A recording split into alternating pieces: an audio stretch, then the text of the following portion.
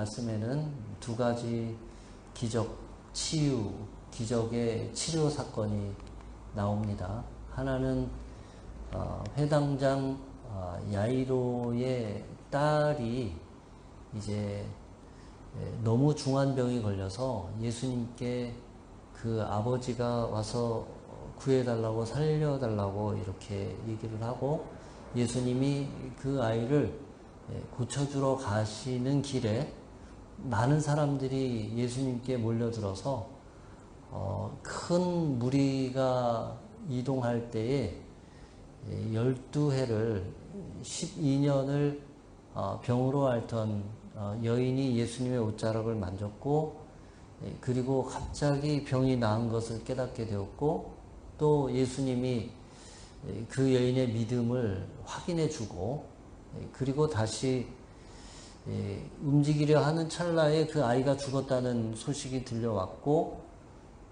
예수님께서 그래도 가야 한다, 두려워하지 말라 이렇게 이야기하고 가서 다른 사람들을 물리고 그 아이의 병을 고치시고 단지 병을 고칠 뿐만 아니라 이미 죽은 아이를 다시 살려낸 이 두 가지 치료와 죽은 소녀를 살리신 사건이 중첩돼서 기록되어져 있습니다.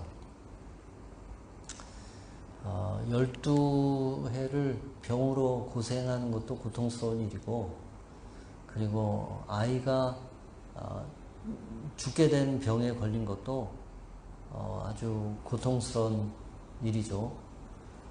그 두 가지 사건을 통해서 예수님께서 우리에게 이제 믿음에 관한 말씀을 해주시는데 이 마가복음 5장의 이 두 가지 사건이 어떤 맥락에서 기록되어 있는지 좀 넓은 관점에서 한번 보면 좋겠습니다.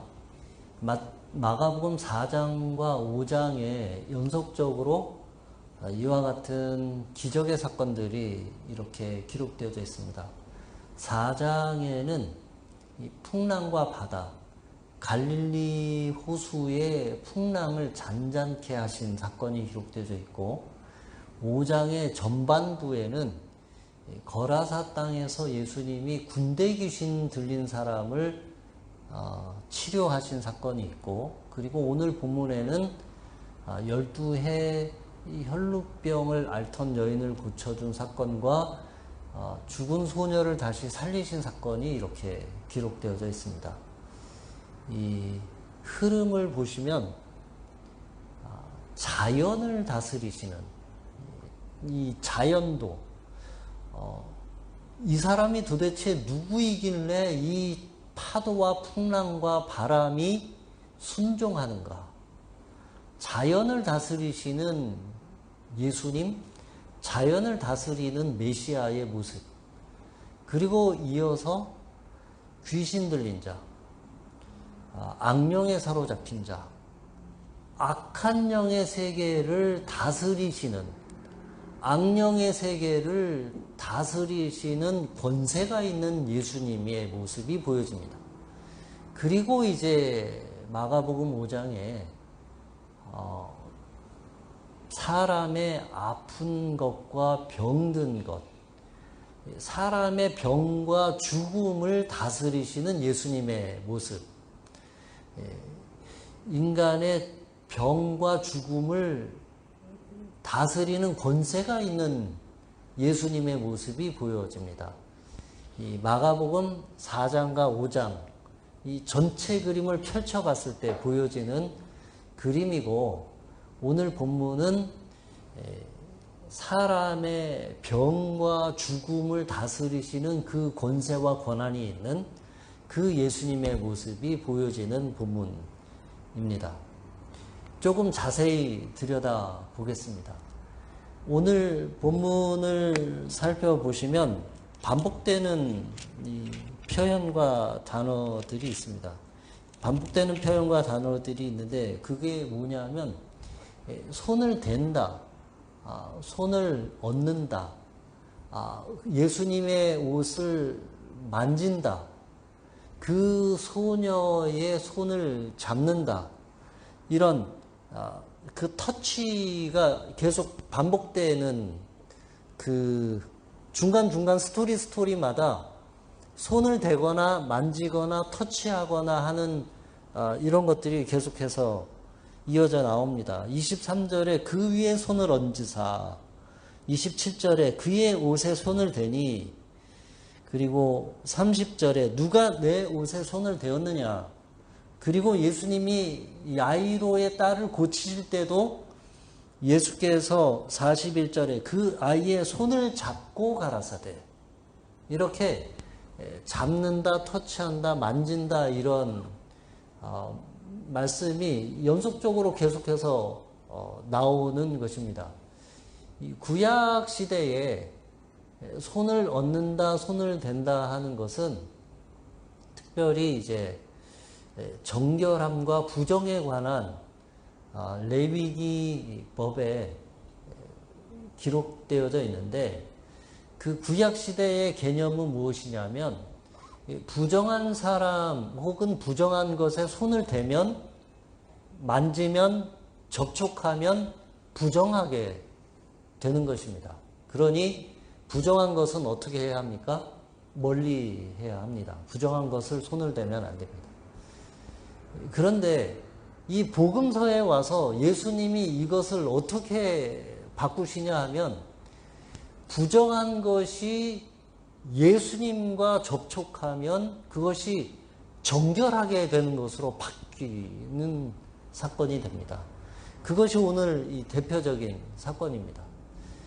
예수님께 손을 대거나 예수님이 손을 대면 부정한 것이 정결하게 되고 순수하게 되고 죄가 없어지고, 그리고 아픈 것이나 잘못된 것이나 고장난 것이나 정의가 없는 것이 정의롭게 되고 올바르게 되고 바르게 되고 정결하게 되고 거룩하게 되고 나음을 얻고 구원을 얻는 것으로 이렇게 바뀌게 됩니다.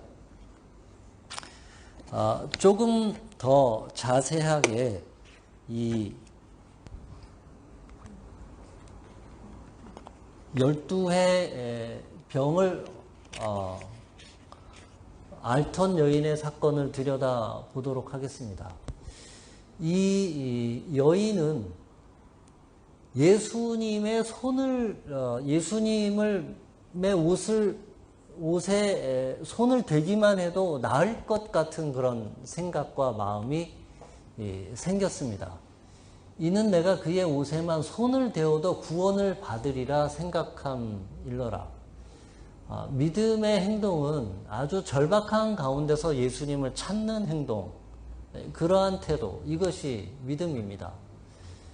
믿음의 행동은 장애물과 한계와 어떤 사회적 한계를 넘어서는 행동들과 관계가 있다. 그것을 마가복음은 말씀해 주고 있습니다.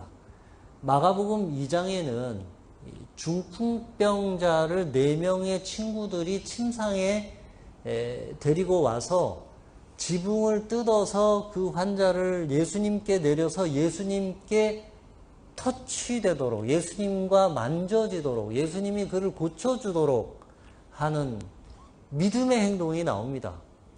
5장의 오늘 본문에는 이 12해 혈루병을 앓던 여인이 본인의 수치심과 부끄러움을 넘어서는 어떤 믿음의 행동이 나옵니다.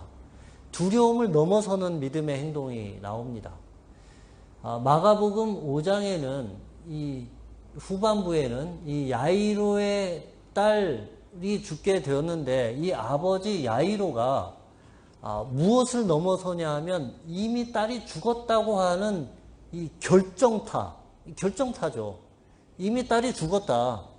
더 이상 이제 할 게 없다 하는 그런 그 한계를 넘어서는 행동이 나옵니다. 마가복음 10장에는 이 바디메오를 고쳐주는 사건이 있는데, 그것은 선천적인 시각장애인, 말하자면 그런 운명을 타고난, 그런 운명을 넘어서는 어떤 그런 행동, 자세, 태도, 이런 것이 나옵니다. 믿음은 그러한 한계와 장애물 그런 것들을 넘어서는 행동이 바로 믿음인데 여기서 이제 오해하지 않아야 할 것은 그 행동과 한계와 장애가 상식적으로 어긋난 행동들을 넘어서는 것이 아니라 그 당시의 관습이나 시대나 혹은 자기 개인이 가지고 있는 하나님의 인간의 모습, 하나님의 형상을 누르거나 발현되지 못하도록 하거나 어렵게 하거나 하나님이 우리에게 기본적으로 주신 그것들이 드러나지 못하도록 하는 그것을 올가매는 모든 장애, 그것을 올가매는 현상, 그것을 올가매는 규율, 어떤 고정관념 이런 것들을 넘어서는 행동들, 이런 것들을 이제 믿음이라고 이렇게 말씀하고 있는 것입니다. 믿음은 자세이고 태도인데 첫 번째는 절박함에 예수님을 구하는 자세와 태도, 행동 이런 것들을 말하는 것입니다. 이는 내가 그의 옷에만 손을 대어도 구원을 받으리라 생각함이로라. 요 본문에서는 이것이 미래 시제로 되어 있습니다. 내가 그렇게 되어질 것이다. 그런 시제로 되어져 있고 예수님께서 그 여인에게 34절에 예수께서 이르시되 딸아 내 믿음이 너를 구원하였으니 평안히 가라 내 병에서 놓여 건강할지어다. 이것은 현재 완료 시제로 되어져 있습니다. 이 믿음은 미래에 바라고 소망하는 것이 현재 완료의 사건으로 되어지도록 그렇게 움직여가는 소망, 믿음의 행동 이런 것들이 되겠습니다. 회당당 야이로의 사건을 보시겠습니다. 회당장 야이로는 절박한 마음으로 예수님께 간청을 했습니다. 아마도 이 아이가 단순한 병이 아니라 아주 중한 병에 걸렸던 것 같습니다. 그래서 절박한 심정으로 아이의 병을 고쳐달라고 예수님께 간 것인데 때때로 부모된 입장에서는 자녀가 아프고 어렵고 병든 것이 본인이 아프고 어렵고 병든 것보다 더 아플 수가 있고 또 절박할 수가 있습니다. 아이가 아픈 것이 더 힘들죠. 그런데 부모 입장에서 아무것도 할 수 없을 때 그때 더 어렵고 힘든 것입니다. 오늘 본문 5장 22절에 회당장 중에 하나인 야이로라 하는 이가 와서 예수를 보고 발 아래 엎드려 회당장이면 그래도 회당에서 존경을 받고 그리고 사람들을 지도하는 그런 입장에 있는 사람이 예수님 발 아래 엎드려서 예수님께 간청하고 있습니다. 이 회당장 야이로의 마음은 굉장히 급하고 다급하죠. 빨리 예수님이 가서 우리 아이가 죽기 전에 예수님을 만나야 하고 예수님이 그 아이를 고쳐주었으면 하는 마음인데 중간에 어떤 여인이 예수님을 만지고 그 여인이 낫게 되고 그래서 예수님과 이야기를 하게 되고 그래서 시간이 지체가 되고 있습니다. 이 회당장 야이로의 마음은 굉장히 급합니다. 다급합니다. 저런 일이 생겨서 왜 빨리 예수님이 가야 하는데 이 야이로의 마음은 롤러코스터를 타는 듯 합니다. 그런데 이 병든 여인이 단지 예수님의 옷을 만진 것만으로도 병이 낫게 된 것을 보게 되었습니다. 그 순간 이 회당장 야이로의 마음은 내가 급한데 이런 일이 왜 생기나 해서 이분이 가기만 하면 정말 우리 딸도 이 사람처럼 병을 낫겠구나 하는 소망으로 바뀌었을지도 모릅니다. 그런 소망의 마음, 급한 마음에서 소망의 마음으로 바뀌었다가 여기에 또 다시 어떤 이야기가 들려오냐면 아이가 죽었습니다. 아마 회당장 야이로의 마음은 이 여인의 이런 사건이 없었으면 우리 딸 아이가 죽기 전에 도착을 했을 거고 살 수도 있었겠구나 하는 마음, 또 혹은 이 여인이 낳은 것을 보면서 우리 딸도 낳을 수 있겠구나 하는 이 마음, 이런 것들이 그 순간 찰나에 수만 가지 생각들이 막 뒤섞여가는 그 순간에 아이가 죽었습니다. 이제 예수님이 아이에게 갈 이유가 더 없게 되었습니다 하는 소식이죠. 오늘 본문에 보면 35절에 아직 말씀하실 때에 이와 같은 사건이 일어났습니다. 거기에 이제 그 소식을 전한 사람이 더 확실하게 이야기를 합니다. 당신의 딸이 죽었나이다. 어찌하여 선생을 더 괴롭게 하나이까. 이제 더 할 것이 없어졌습니다. 이제 더 할 게 없습니다. 이제 끝났습니다. 그런 상황이죠. 그런데 이제 예수님이 그 야이로에게 말씀을 합니다. 두려워하지 말라. 믿기만 하라. 두려워하지 말고 믿기만 하라. 그리고 예수님이 야이로와 세 제자와 그리고 야이로의 엄마, 야이로의 부인, 그 딸의 부모와 그리고 세 제자들만 데리고 죽은 아이가 누워있는 방에 들어가서 그 아이의 손을 잡고 그 아이를 고쳐주게 됩니다.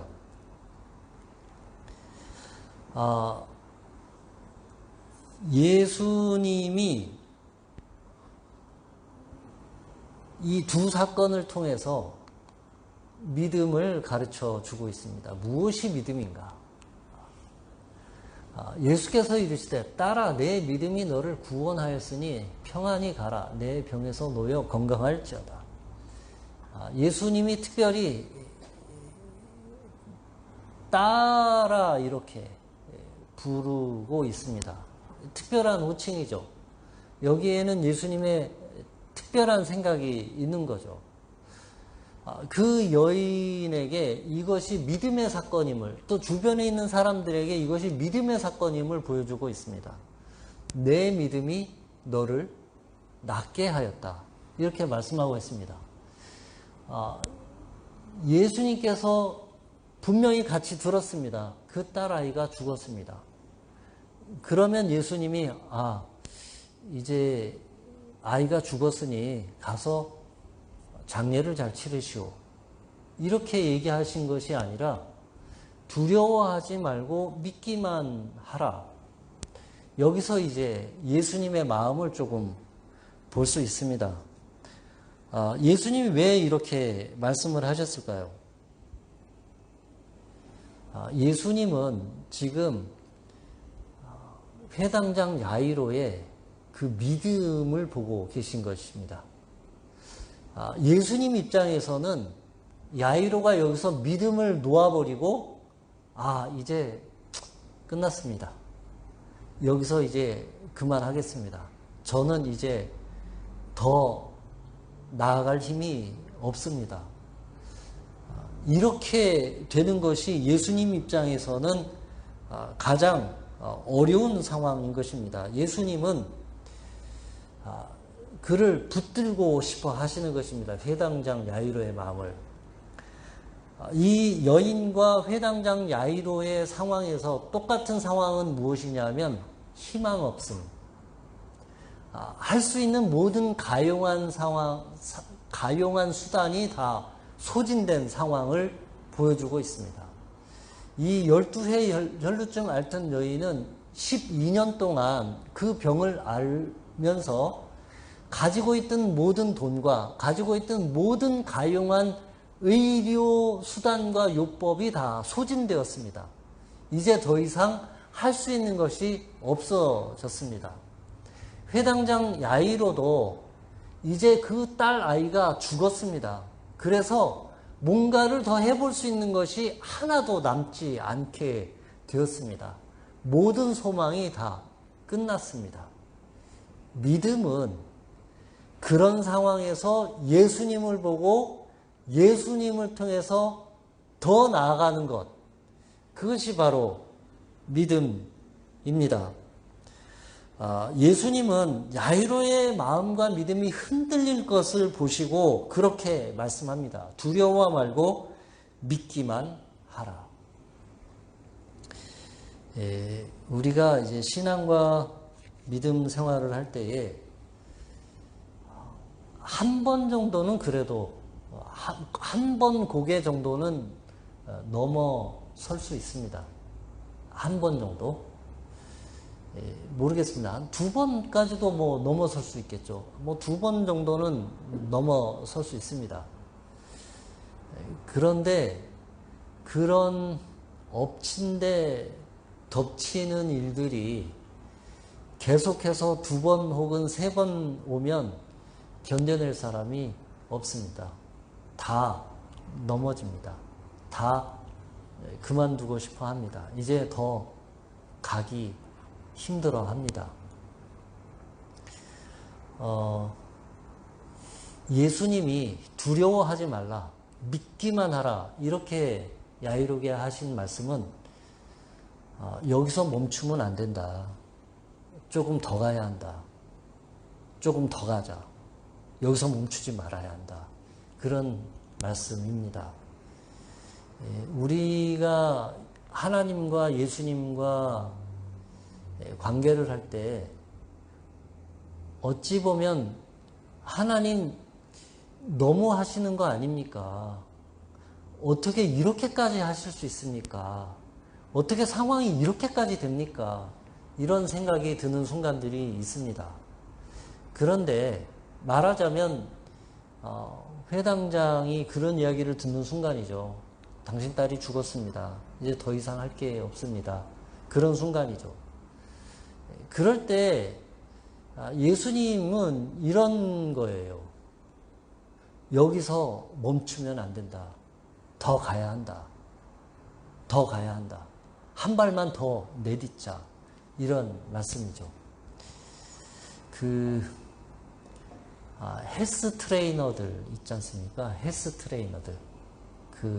운동할 때, 그 헬스 트레이너들 보니까, 그 운동기구를 실제로 움직이는 사람은 헬스 트레이너가 아니죠. 훈련을 받는 사람이죠. 근데 그 훈련을 받는 사람이 그거를 10번 더 하도록, 아니면 5번 더 하도록, 아니면 한 번 더 하도록 옆에서 헬스 트레이너들이 계속해서 격려합니다. 조금만 더 해라. 자세가 좋다. 너무너무 훌륭하다. 조금만 더 하라. 이렇게 격려합니다. 코치가 하는 일이죠. 코치들이. 예수님은 우리가 굉장히 어려운 상황에 걸리고 또 걸리고 이렇게 할 때 예수님이 우리를 그런 상황으로 몰아넣는 것이 아니라 예수님은 우리가 그런 상황에서 완전히 포기하고 쓰러질까 봐 걱정하시는 분이시죠. 우리가 그런 고통 상황을 예수님과 하나님은 옆에서 안타까워하시면서 우리가 그것을 조금만 더 가도록 그 한계의 상황을 조금만 더 밀어붙이도록 옆에서 격려하고 하시는 분이시죠. 두려워하지 말라. 믿기만 하라. 이렇게 말씀하시는 분이시죠. 오늘 이 여인이 그 마음속에 든 믿음의 생각, 내가 예수님의 옷자락을 만지기만 한다면, 혹은 그 야이로처럼 예수님의 말씀을 믿고 그 따라가는 행동과 마음, 그런 것들이 우리에게 진정한 믿음이라고 말씀해 주고 있습니다. 어렵죠. 힘들어요. 막상 그 상황에 놓여지면 아무 소리도 안 들리고 아무것도 보이지 않고 다 끝난 것처럼 보입니다. 12년을 해왔어요. 내가 더 할 게 이제 남아있지 않습니다. 다 떨어졌어요. 아이가 이미 죽었다고 소식이 왔습니다.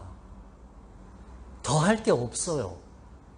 완전히 이제 끝이죠. 그런데 예수님은 두려워하지 말고 믿기만 하라.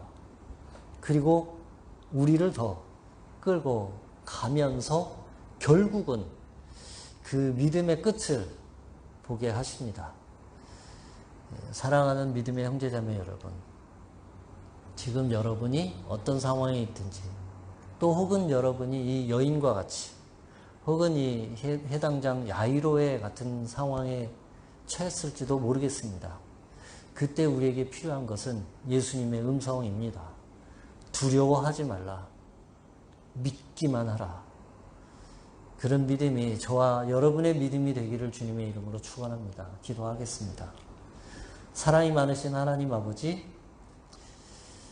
우리의 인생의 한 대목, 우리의 인생의 한 자락에서 우리의 모든 가용한 수단이 다 떨어지고 이미 딸아이가 죽었다는 그런 절망적인 소식들이 들려올 수 있습니다. 그럼에도 불구하고 우리가 거기서 멈출까봐 두려워하며 염려하며 안타까워하시는 예수님을 만나게 해주시고 우리에게 손을 내미시는 그 예수님의 손을 붙잡고 다만 한 걸음, 다만 반보라도 예수님과 함께 걸어 나갈 수 있는 그런 믿음의 사람들이 되게 해주시기를 기도합니다. 그 예수님의 손을 붙들고 나아갈 때에 병이 나으며 죽은 딸아이가 고쳐지며 일어나며 내 삶의 상황에 반전이 오고 내가 내 삶의 방향을 전환시키는 믿음의 행동들, 믿음의 결과들을 볼 수 있게 해주시기를 기도합니다. 예수님 이름으로 기도했습니다.